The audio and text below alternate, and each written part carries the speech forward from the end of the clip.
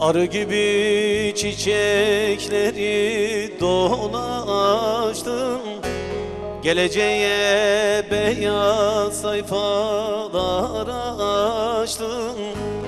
Arı gibi çiçekleri dolaştım, geleceğe beyaz sayfalar açtım. Güneş olup her yere ışık saçtın, denizim makirim İbrahim. Güneş olup her yere ışık saçtın, denizim makirim İbrahim.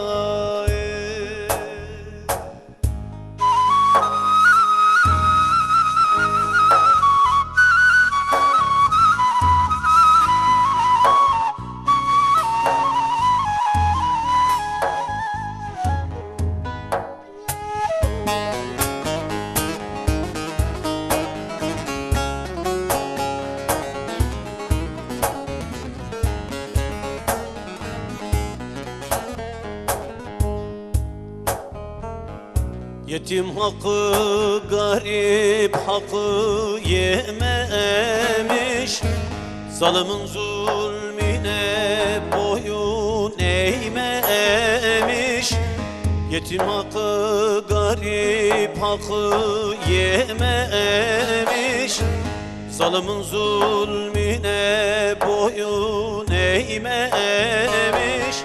Tek suçu var, tüm halkları çok sevmiş, denizim makirim İbrahim. Tek suçu var, tüm halkları çok sevmiş, denizim makirim İbrahim.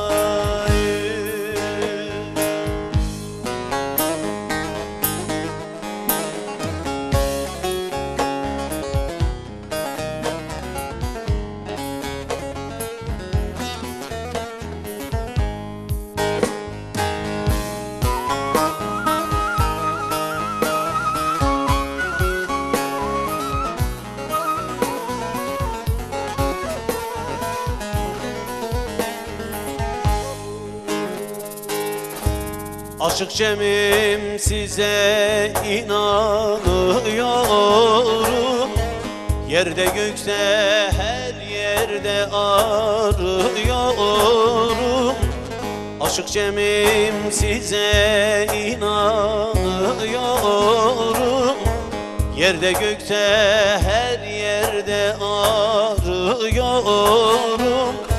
Sizi Pir Sultan Abdal sanıyorum, denizim makirim İbrahim.